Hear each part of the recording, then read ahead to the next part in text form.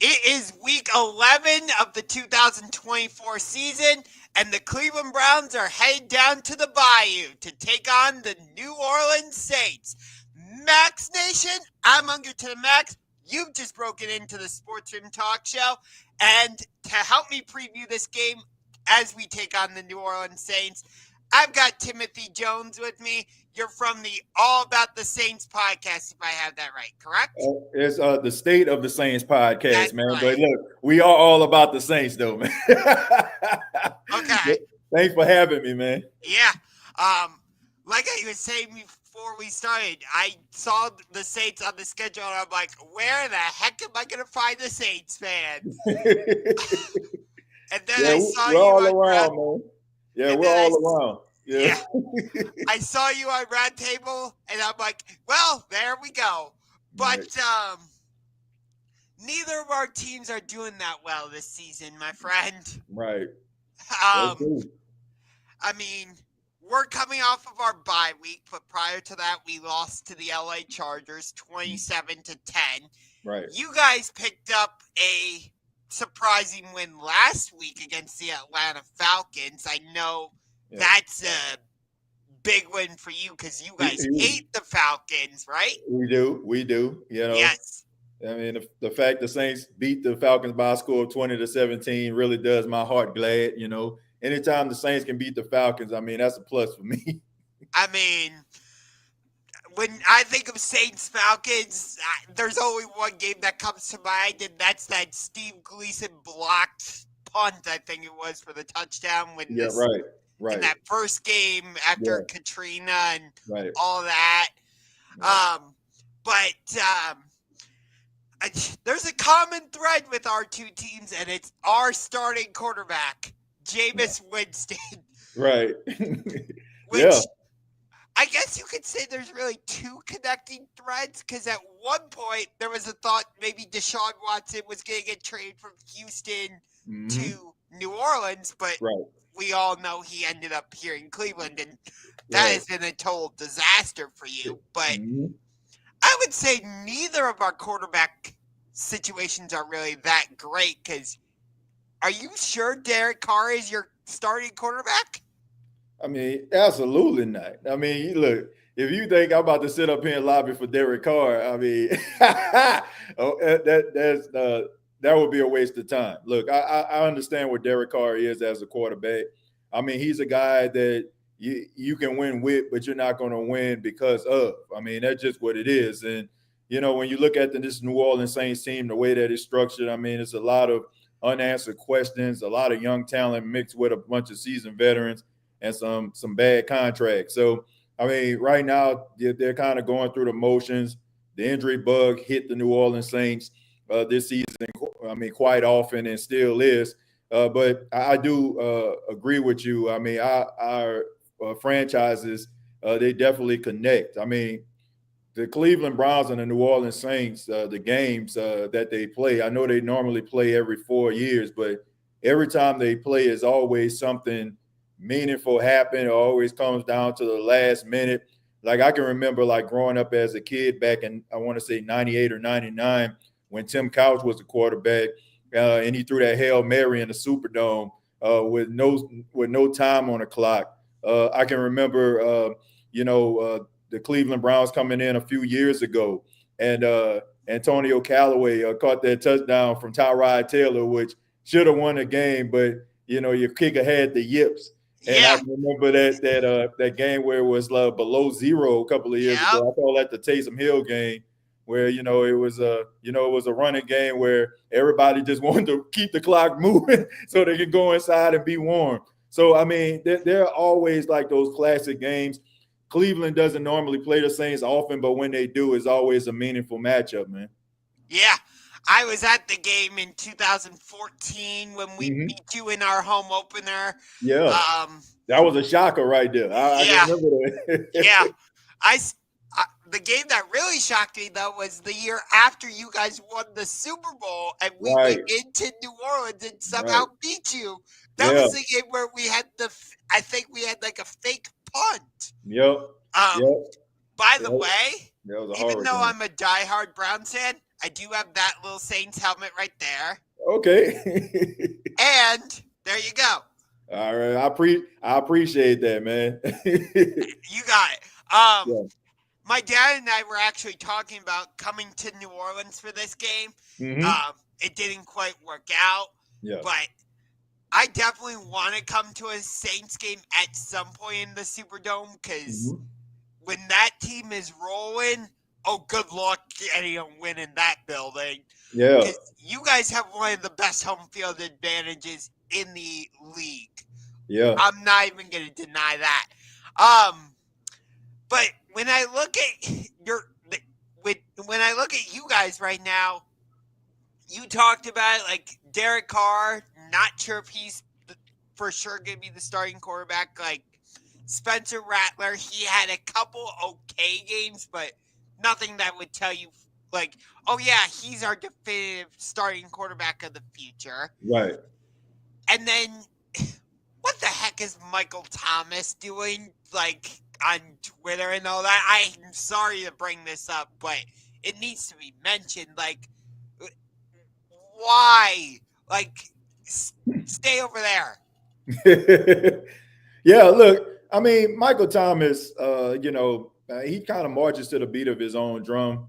I mean, he's kind of frustrated. He feels like what happened to him the last game he played, I want to say against the Minnesota Vikings. He felt like, it was one of those passes where could have been avoided, probably could have been placed in a better spot.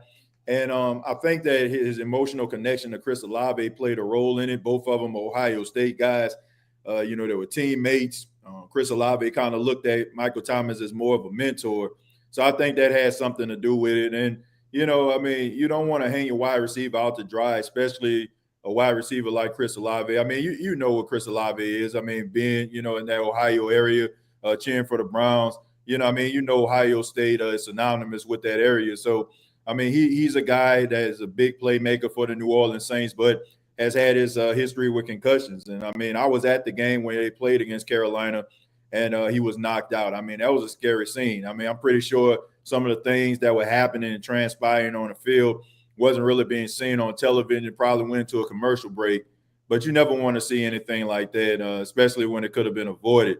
But yeah, as far as Derek Carr, I mean, there's a lot of unanswered questions. Spencer Rattler, I think that was more of the owners trying to appease the fan base because people were clamoring for him, but he wasn't ready for prime time, man. And that was justifiably so. I mean, when you're outmanned and outgunned, and then you have a rookie that's inexperienced going out there with a makeshift offensive line and some backup wide receivers, it's a recipe for disaster. So, I mean, when I look at it, I mean, that wasn't a surprise to me. But, I mean, as far as Derek Carr, I think you could have did something else with $150 million, maybe kept Jameis on the books for a couple of years. I mean, at least, I mean, they're about the same, in my opinion, when it comes to guys being at the quarterback position. They're going to win you some games. They're going to lose you some games. But, I think with Jameis, at least he's going to make it exciting for the most part. So, I mean, he made it exciting for Chargers fans when we put in our last game,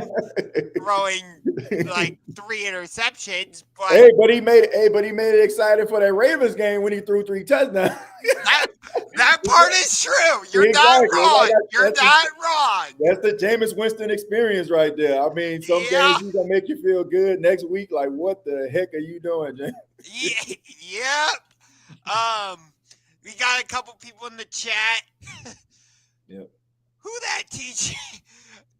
Yeah, shouts out to Wallace, man. Wallace is a avid watcher of the State of the Saints, and Grandizer, he's on there as well, man. Shouts out to those guys. Yep, Grandizer's a big fan of mine.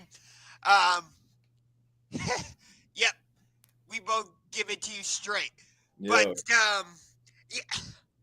I don't know what to make of either of our teams right now. Like, I can't say definitively we're playoff contenders, either one. But I can't say definitively either of us are quote-unquote terrible. Yeah. I agree. Look, I feel like it's a mix, right? I think when I look at the Cleveland Browns, I look at a team that knows what they are, And when I look at the New Orleans Saints, I look at a team that's trying to pretend to be something that they're not. I think when it came to the Cleveland Browns trading Amari Cooper to the Bills, some of the moves that they made, I think they're trying to concede that, this may not be our year. They are a good football team. Defensively, they were one of the top 10 teams in the league when it comes to defense. I want to say they were the number one ranked team in defense, not that far removed. I mean, you had, you had the Myles Garrett as the defensive player of the year. You had Nick Chubb before the injury. He was probably top 3 when it came to running backs. And he's coming back slowly. I mean, you got Jerome Ford too. I like him as well. But I just think that you have some young talent. But this is an opportunity for you to be able to build something, maybe for the future to be able to add on. I mean, there's been some success mixed with some bad luck for the Cleveland Browns. I mean, I just think about that. Bad luck is. Yeah, I mean, think about this. You were a Chad Henne 13-yard scramble away from being in the AFC Championship game a couple of years ago. So when you look at it, and like a targeting penalty. Exactly. So I mean, this Granted, is a good team. You know all about bad calls. Oh man, terrible. I definitely know about that. I'm sorry for re-invoking those memories, but hey, this was the referee during that NFC Championship game against the Rams. Yeah. I can't see. I can't see. I don't think he wanted to see, man. I don't think he wanted to see that. That was the referee because that was clearly pass interference. Yeah, it definitely was. So, but it's just like I look at our. Trust me, we know all about bad luck here in Cleveland. We're one of 2 teams to go 0-16. Yeah. So. Well, let me ask you this. Being 2-7. Being 2-7, Deshaun Watson, he wasn't playing well at all, but he's suffering that Achilles injury. What's been like the vibe, and among Cleveland Browns fans since Deshaun Watson has went down? Like, are they looking at Dorian Thompson-Robinson? Do they like the move of Jameis Winston being a starter going forward? Like, what's going on with that? I mean, we definitely liked the move of Jameis after that Baltimore game. I can tell you that. Yeah. After the Chargers game, I would say the Chargers game was more the defense, more just forgetting how to play defense because there were too many times that game where Quentin Johnson was just left wide open. Yeah. And some of their other receivers were just there was nobody in the area. Mm-hmm. And I'm kind of worried about that going against Chris Olave and Rashid Shaheed this game. Nah, they won't be there. Don't worry about it. Okay. Rashid Shaheed is out for the season. He had a meniscus surgery. Never mind. And they just put Chris Olave on IR because of the concussion. So what you're going up against is Marquez Valdez-Scantling, who just recently got picked up after he was released from the Bills. You got Dante Pettis, the former second-round pick, played with the 49ers and kind of been around the league. And you have Kevin Austin, a guy who was playing in the USFL in the spring. So that's what your defense is going up against. Nobody's going to be knocking your socks off here. So this definitely could be a game where you can get yourself back on track. But, I mean, those guys are, they played pretty well against Atlanta. I think it was a little bit of a surprise. So I want to see how they're going to respond now that they actually made some plays and they're going to have a defense's undivided attention. I think part of the reason you guys played that well against Atlanta is because you got rid of a guy who should not have been your head coach this season at all, Dennis Allen. Absolutely. Absolutely. What did he do to deserve the opportunity to even come back this season as your head coach? I looked at it, I'm like, what? Why? When you find that out, man, let me know. I mean, I think that he should have been fired after the second season. I can understand like the first season, you still had some Sean Payton layovers. So you have some guys that have to buy in, right? And then you probably have some coaches behind the scenes like, man, I can coach this team better. So I can understand like you move on, try to get yourself your own coaching staff. But that second season, after the last game where he apologized to the Atlanta Falcons after the Saints, blew them out 48-17, and Jameis, did an audible so he can give Jamal Williams a touchdown, his first of the season. I think when he threw his players under the bus, the writing was on the wall. I don't think that was something he can come back from. So to me, he never had real true leadership qualities that you need. And I honestly feel like when it's all said and done, he was the reason why the Saints record is so bad, because those guys didn't want to play for him. Yeah. Because I look at your defense and I'm like, you got rid of Marshawn Lattimore. Marcus Davenport isn't there, but you still have Cam Jordan. He's still there. You got the Honey Badger, Tyrann Mathieu. Yeah. Chase Young is still there, right? Yeah, Chase Young is still there. Okay. Yeah. So you have nice pieces on defense. It's not like you're a bad defensive unit by any stretch. Right. And yet it felt like a lot of times your defense was falling apart in these games. Maybe I'm wrong, because I haven't watched a lot of the Saints this season. That's why I didn't realize Olave and Shaheed were out. Yeah. I understand.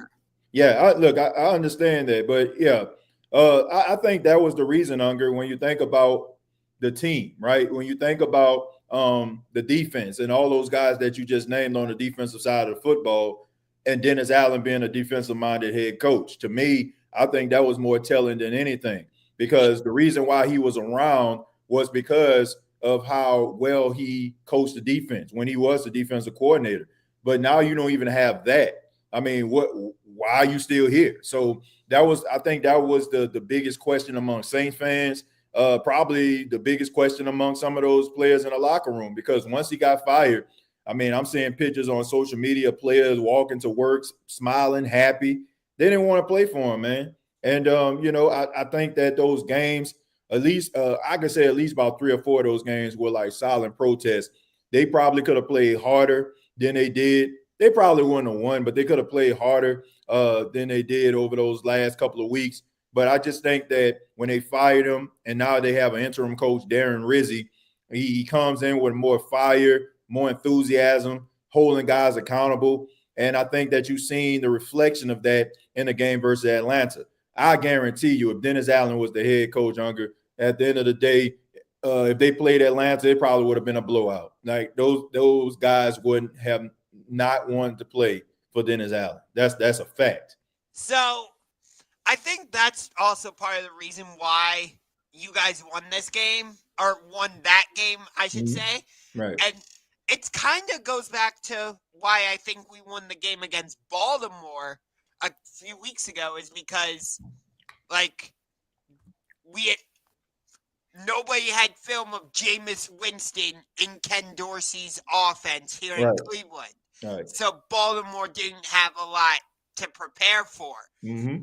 Same thing kind of with Atlanta. Like, Atlanta, that was your first matchup against Atlanta this season? Or No. Actually, it was the second one. Okay. And I definitely agree with you on that. But I do have a question for you. What about Kevin Stefanski? I mean, what's the vibe there? Like, are people calling for a job? What do you think about Kevin Stefanski as the head coach? So I have not heard a lot of people saying Kevin Stefanski's seat should be getting warm. Mm-hmm. I haven't heard a lot of that conversation. Mm-hmm. Nor do I think he should be on the hot seat. Because you think about it, like, he took a team led by Baker Mayfield and should have had them in the AFC Championship game, as you illustrated earlier. Right. Think about this for a second. Last season, he took a team where Deshaun Watson goes down for the year. Mm-hmm. He has to rely on quarterbacks like P.J. Walker, Dorian Thompson-Robinson, Joe Flacco coming off the street, and we still got to the playoffs. Right. Granted, we ended up getting blown out by Houston in the wild card. Right. But still, like, to take a team like that and get into the playoffs, to me, that says more about Stefanski. But I can understand at the same time why people would be saying maybe Stefanski should be on the hot seat. Like, because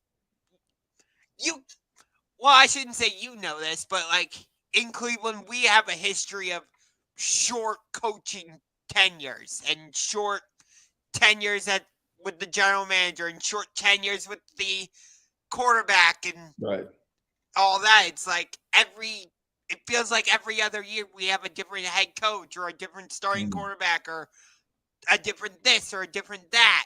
You didn't you guys, on the other hand, you had a long tenure with Sean Payton and Drew Brees, and you won a Super Bowl on that. To be fair, and I got a lot of criticism for this. There was a point in time where I was trying to argue that Drew Brees was the GOAT over Tom Brady.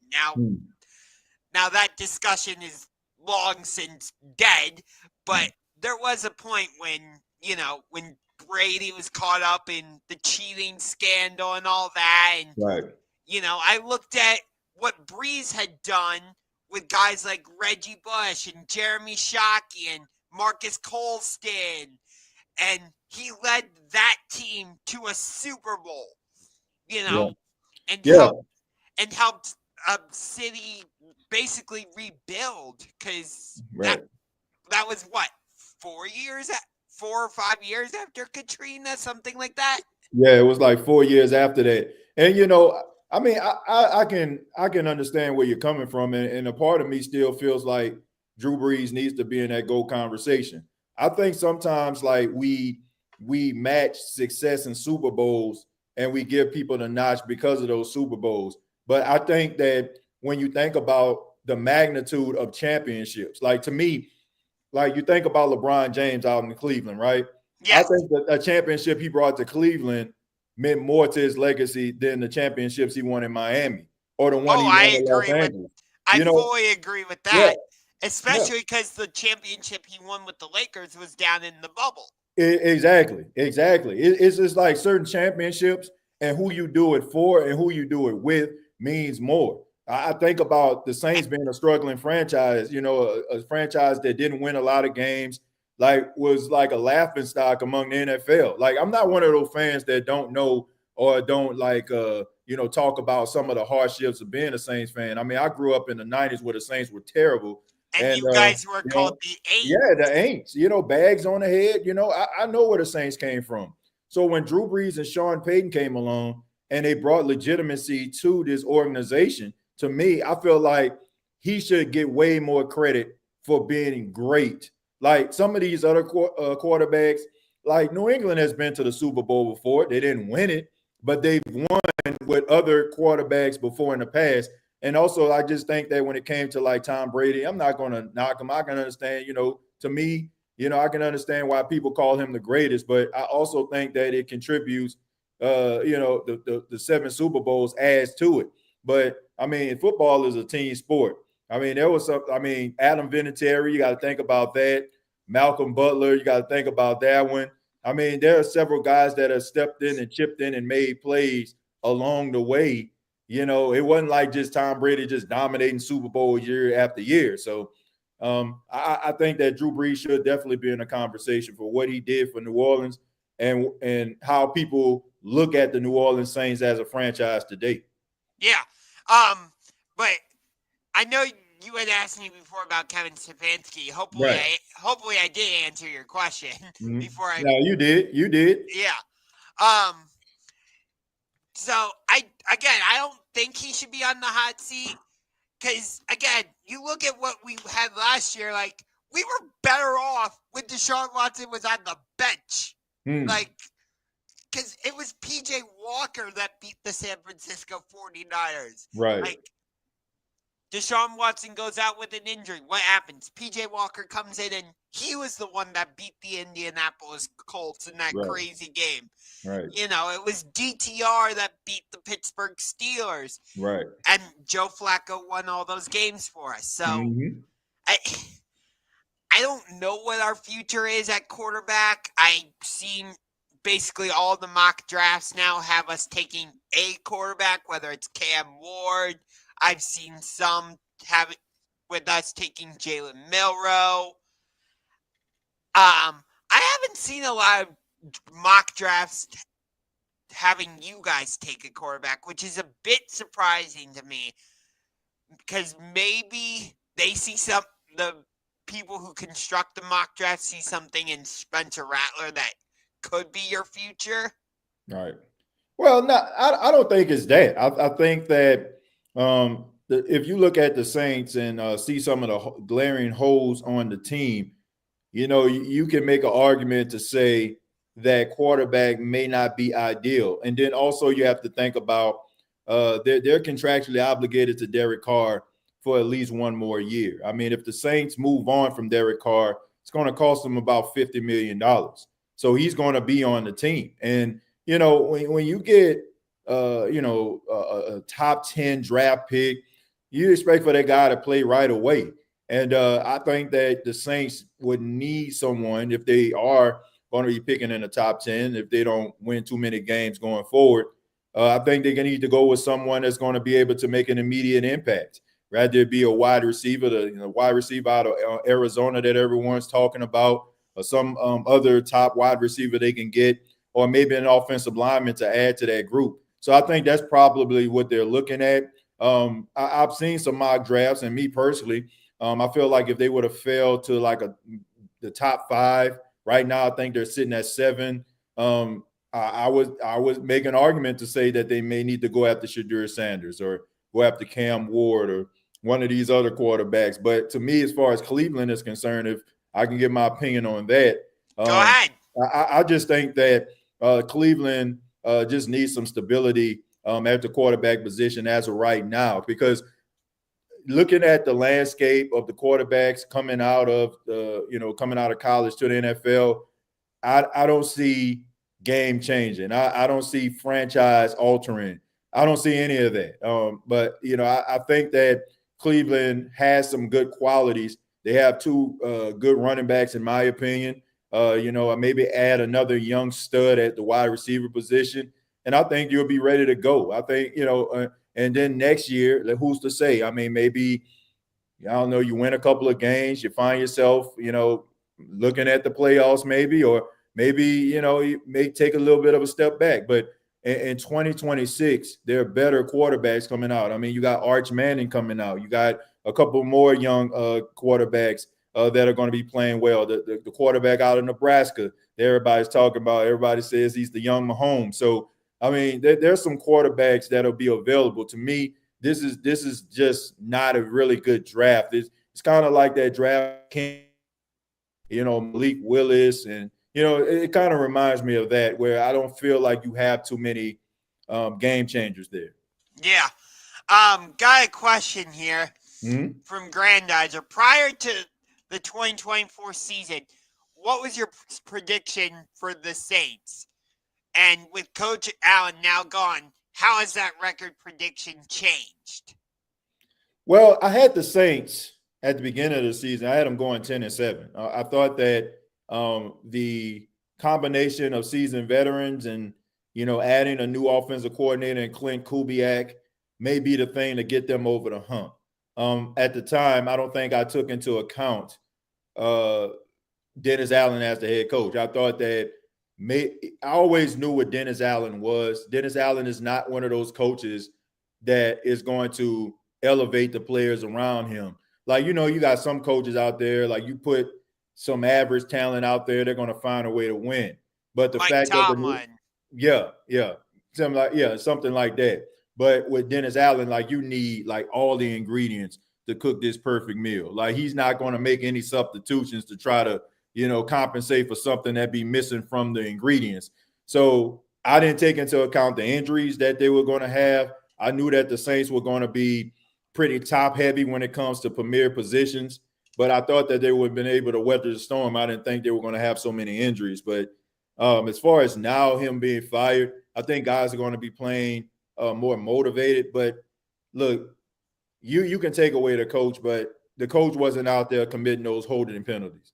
The coaches wasn't out there committing those pass interference calls, missed opportunities, right? So you still are who you are, regardless of who your coach is or not. Now, Darren Rizzi, the new interim coach, is adding a little bit of some enthusiasm and some passion, but enthusiasm and passion only can go so far. So, I mean, your team is what it is at this point. So I would say I can see them winning maybe 2 or 3 more games, win 6 games on a season.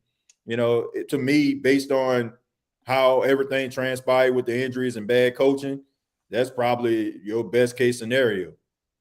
Yeah. So I actually had you guys be near Carolina's record because I just looked at your roster. I'm like, I see a lot of issues there. Mm-hmm. I didn't take Dennis Allen into account, like as you said, but still, I just looked at the situation. I'm like, where's the offense going to come from with this group? Like, I know you have Alvin Kamara, but I'm like, I kind of compare it to with the Browns. Like, Kamara can't stay on the field because of either health stuff or, stuff off the field, whatever. I'm not getting into all that. Chubb has been injured for the Browns, so kind of the same in that sense. Right. And then you have question marks at wide receiver on both sides.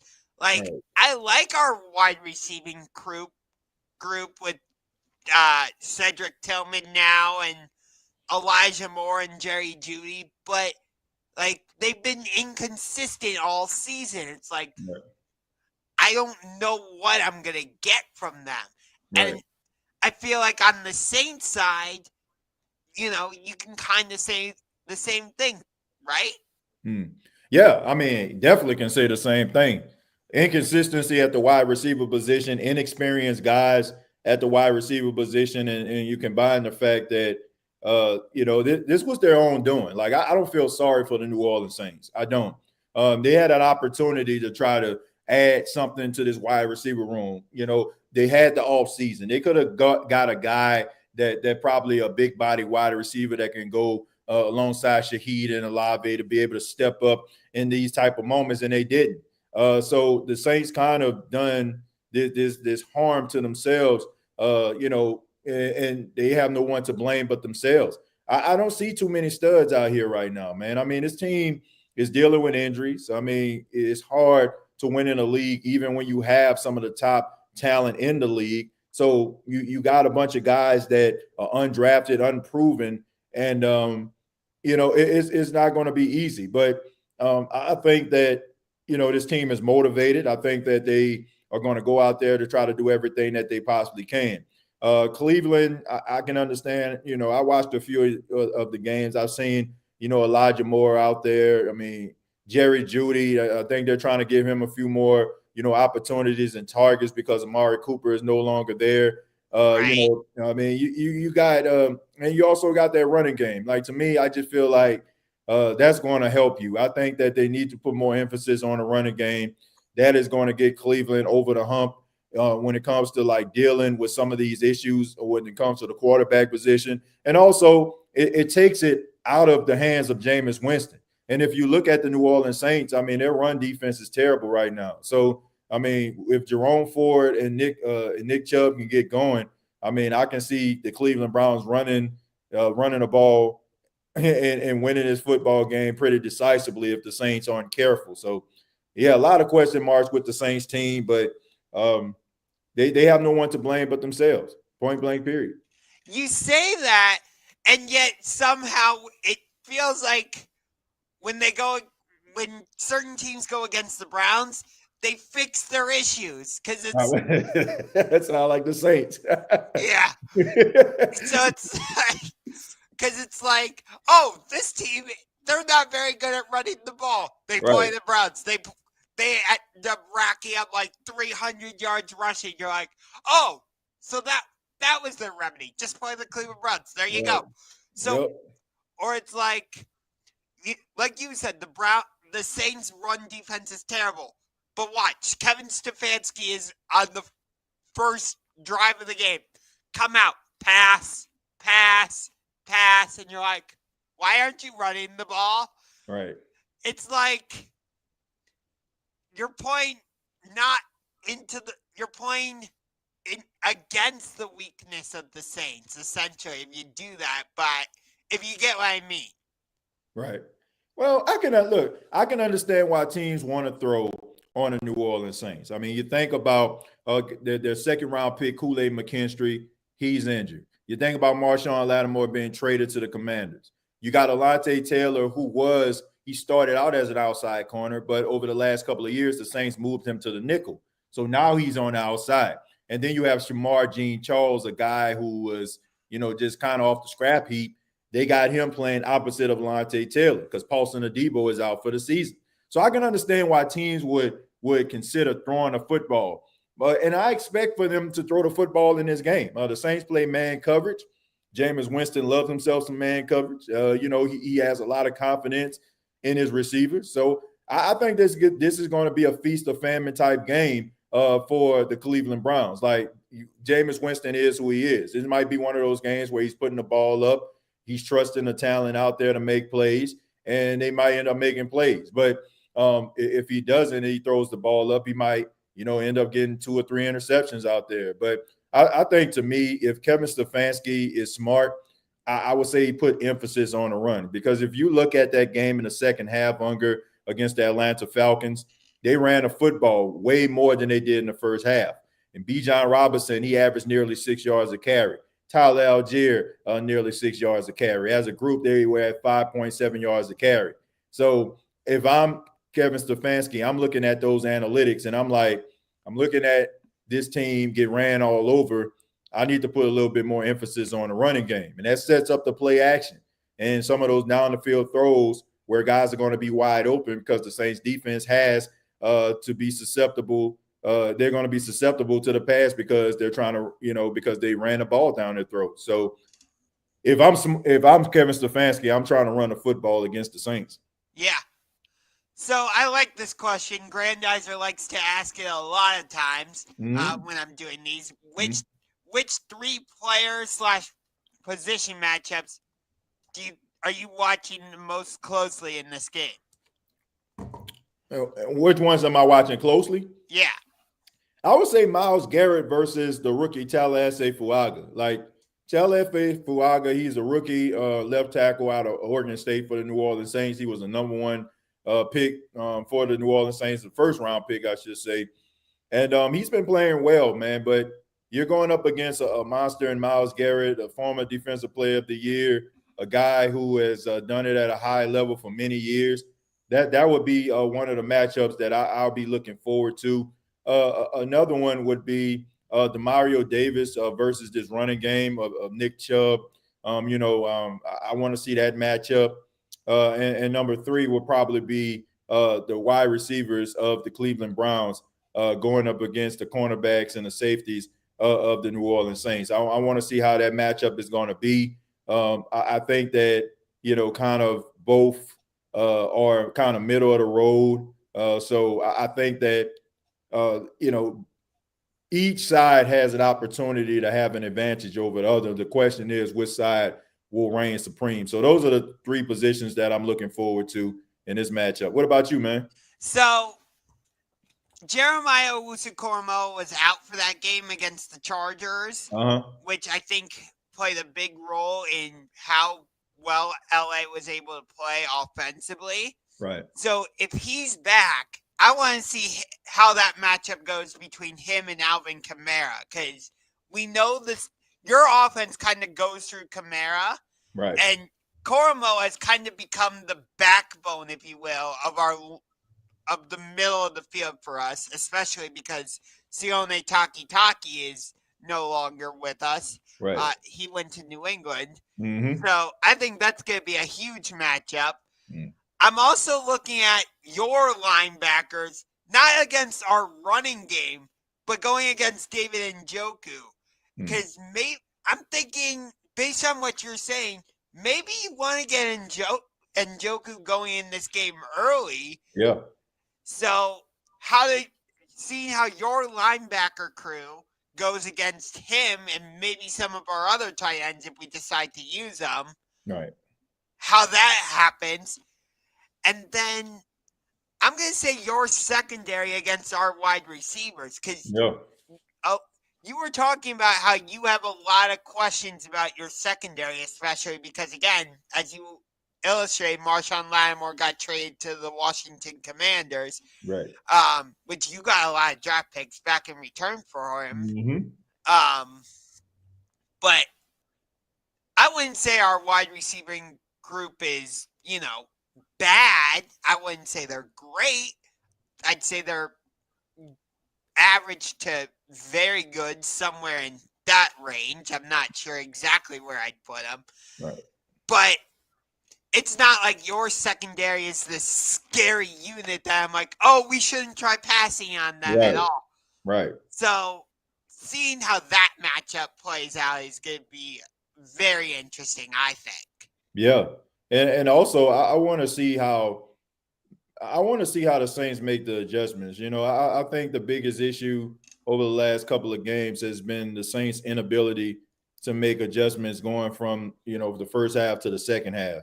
I think that the first half of this game probably has the potential to be really exciting. Like both sides, like kind of, going toe to toe. I mean, two, pretty, I don't want to call them terrible, but teams that are struggling right now, two struggling teams trying to figure it out, trying to get a win. I'm interested to see what the second half would have in store. I trust Kevin Stefanski to make adjustments. I don't necessarily trust the New Orleans Saints offensive staff to make those same adjustments. Clint Kubiak has been really good at calling plays in the first half, but in the second half, he has left a lot to be desired, and it's telling. So to me, I just think that it's going to come down to the second half adjustments. It would not surprise me going into the half if this game is tied. Yeah, it would not surprise me either. Last I saw, the Saints were a 1-point favorite. Right. Although Grandizer, I think, earlier said that the line had flipped and now the Browns were favored by 1, and the over-under is 44.5 via DraftKings. I think it'll be higher. Yeah. I would actually put that at a bit lower because I just don't know what to make of these two offenses right now. And like I said earlier, I think you guys had a bit of an advantage because Atlanta had seen how your offense operates with Dennis Allen as the head coach. But then this time around, it wasn't Dennis Allen as your head coach, so you were going to come out and play differently. I get it. Kubiak is still your offensive coordinator, but still, I feel like when you make a coaching change, you're going to play differently. Well, now we have a week's worth of film to see how did you play under your interim head coach. Like, did you change things from how you played under Dennis Allen and whatnot? Yeah. I could agree with that, but I don't think too much of the personality has changed because of the head coach. Now the aggressiveness of the play calling could change, like maybe going for it on fourth down, or maybe in certain circumstances or situations, you will probably throw the ball instead of run. But when I looked at the New Orleans Saints last week versus the Atlanta Falcons, I didn't see too much of a difference from Dennis Allen being on the sidelines to Darren Rizzi being on the sidelines, to be truthful.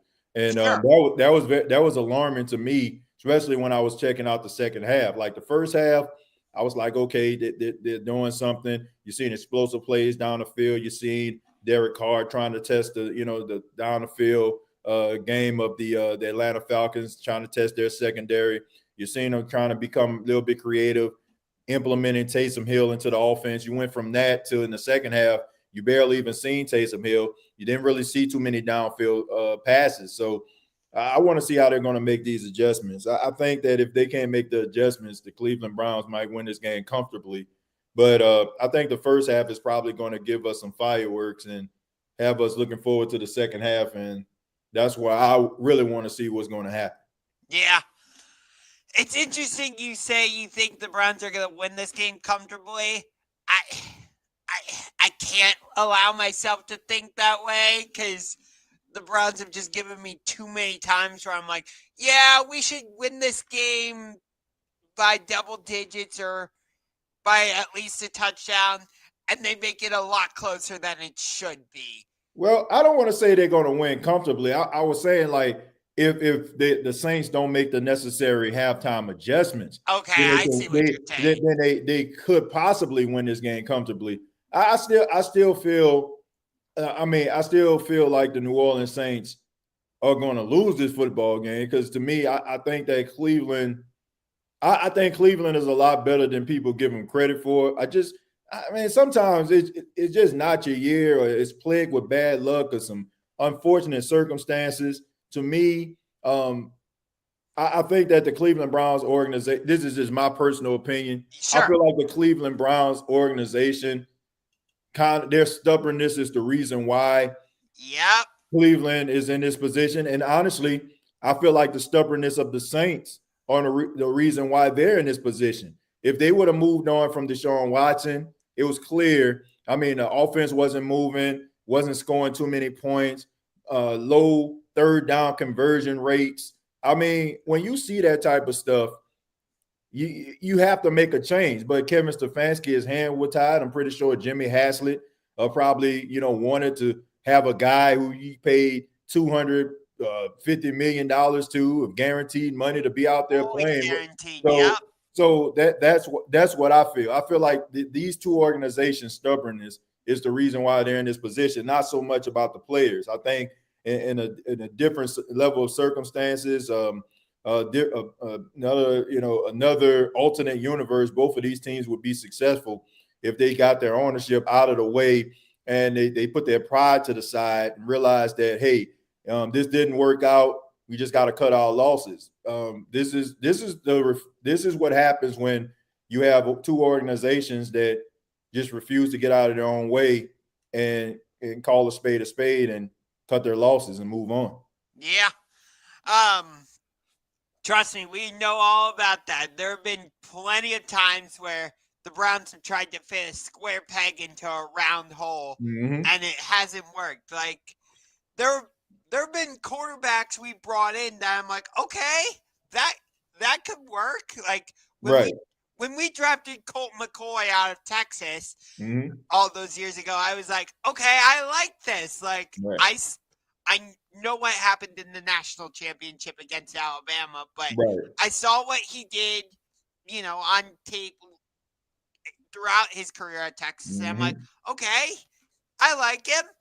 But we tried to put him into an offense that didn't work to his skill set. And that's one of my biggest issues with the Browns is so many times, whether it's Jake Delhomme or Seneca Wallace, Jason Campbell, Brandon Whedon. Good God, I can't even believe I'm mentioning this, but Johnny Manziel even.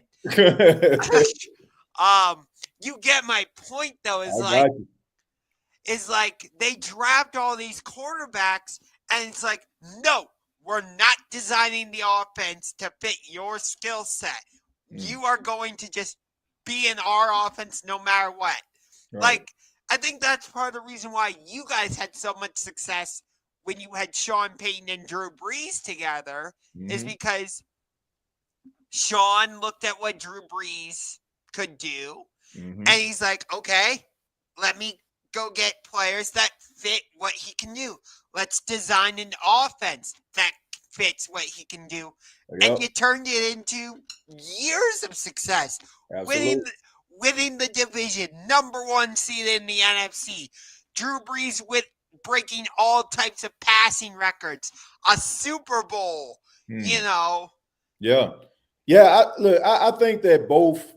It's so funny that you're mentioning this. It's just how parallel these organizations are, because you think about it. Yeah.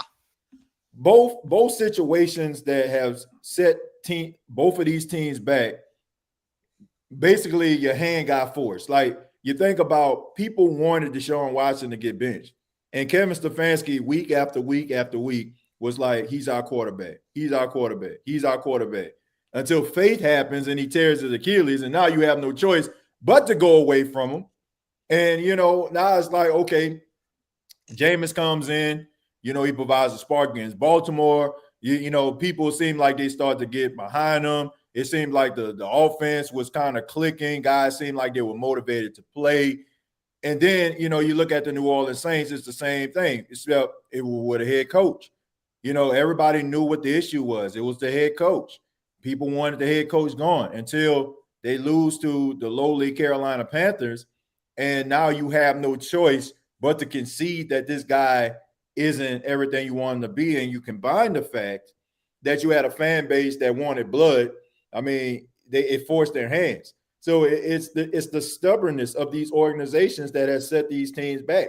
I mean, I just can't like turn a blind eye to that. I mean, it's pretty obvious. Like, you just got to cut your losses and try to figure out some things that work. You mentioned, it makes no sense drafting a quarterback if you're not going to try to build an offense around them. It's just not going, like, you're not going to have success. You're not going to do it. You're going to find yourself in the same situation. So until, these two organizations figure it out and get out of their own way, we're going to have some hardships, some ups and downs, more downs than ups. And, but they're going to have to figure this thing out if they want to be successful going forward. Yeah. Let's say, for example, you guys do draft Cam Ward in the upcoming draft. Mm-hmm. Like, are you just going to force him into the offense Kubiak runs? That's probably not going to work for him. Like, nope. You should look at what he did well this season at Miami. Mm-hmm. Probably don't look at the Georgia Tech game, but no. but you get my point, though. I got you. Look at what he did well and be like, okay, this is what he does well. This is what he doesn't do well. How do we design our offense to fit that? Do we need to make some changes? Like, I would keep Shaheed and Olave, even though they have injury history. I get it, but they're still solid receivers when they're on the field. Yeah. I think they need. I think on top of having two athletic, speedy guys, but they're kind of like on the smaller side. I think that you need somebody like a DK. Yeah, like a DK Metcalf or Mike Evans, or someone that's got a little size with them that can get those yards after the catch, get those contested catches that those 50-50 balls. I feel like that's something that this offense needs. You add that, maybe it will kind of fix your misfortunes offensively for you to have some levels of offensive success. Yeah. Well, if you got nothing else, do you want to just go to the score predictions? Yeah. I think that now, if you would have asked me like before this whole Dennis Allen debacle happened, I probably would have said that the Saints, I probably would have said the Browns would have won, but I just think that the Saints are probably going to win this football game. I think that the home field advantage is going to play a role. I think their knowledge of Jameis Winston might play a role in this game. I do think that Cleveland is going to be formidable, but I think it's going to come down to maybe a field goal. So I have the Saints winning this football game by 3 points. Probably going to be maybe 33-30 or something like that. I think that it's probably going to be like one of those games. So I have it being a lot lower scoring than you do. Mm-hmm. But I'll tell you this. Even though I'm a Browns fan and I've built my channel a lot on Cleveland sports and the Browns, I'm not always going to pick the Browns. If I don't think they're going to win a game, I'm not picking them to. And same way. I picked against them a lot this season, and rightfully so. And I just look at this and I'm like, yeah, we're coming off the bye week, But I look at the way you guys played last week. You fired Dennis Allen. You're at home. I kind of want to pick the Saints here. So I'll go with the Saints 21-17. Okay. Little bit lower scoring. Mm-hmm. I just have concerns about our offense and their inability to stay on the field, because that's been one of our biggest problems. Is it's just 3 and out, 3 and out, 3 and out, which means the defense has to keep going back out onto the field. Right. And you can only leave your defense out on the field for a number of times before the dam just breaks. Yeah. I mean, same way though. I mean, honestly, the things that you're saying, like you can be the host of the State of the Saints and everybody, like you can be talking about the Browns and nobody would know the difference. Like some of the same issues, like how you talk about how, those players on the team, like it seems like they're the get right team, offense getting in their own way, not being able to make necessary stops, turning the ball over. I mean, they're basically mirrors of one another when it comes to that. So, like I said, it should be an interesting game. I think it's going to come down to, I think it's going to come down to a final possession and maybe a game-winning field goal. I think it's going to be an exciting game. I really do. Yeah. I should be able to watch most of this game. I'll be coming back from Pittsburgh on Sunday. Okay. So, but I should be able to catch most of this game. Mm-hmm. By the way, if you're live streaming, I'll try and jump in while you're there. Yeah. Maybe give some opponent banter or whatever. Okay. But, yeah. I normally go live like in the second half. Like I recently I've been going live in the second half, like towards until the end of the game. Okay. And then I do my post game. I do post game on Bleacher Report, and then after Bleacher Report, I go to the State of the Saints podcast to give the post game commentary there. So, yeah, I definitely will be talking about the game, breaking the game down. And if you're not doing anything, you got some time, make sure that you pass by, man. We'll be glad to have you over there. You got it. Well, if you got nothing else, then I want to thank you for jumping in and previewing this matchup with me, and you helped me get one step closer to finally achieving my goal of doing a video collab for every game on the Browns schedule. I haven't done it up to this point yet because of various stuff. So this is my best opportunity. So thank you for helping me with that. Mm-hmm. And we'll be talking again when the Browns play the Saints. I think in 27, I think that is. Yeah. Play every four seasons. So yeah, man, definitely. Like, man, even when they don't, I mean, like I love to collab with you and talk to you about the Cleveland Browns or the AFC North teams out there. I mean, I'm pretty well rounded when it comes to sports. All right. And, I just love football. I love NFL football, and I appreciate it, man. Thank you for that. Like I mentioned off air, man. I mean, you could have chose anybody else to do this. There are several great Saints podcasters out there, so it's humbling, man, that you chose me to do this. And I appreciate it, Unger. Anytime you need me, man, just let me know. I'll be here for you. Sounds good. I appreciate it. All right, man. You take care. You as well.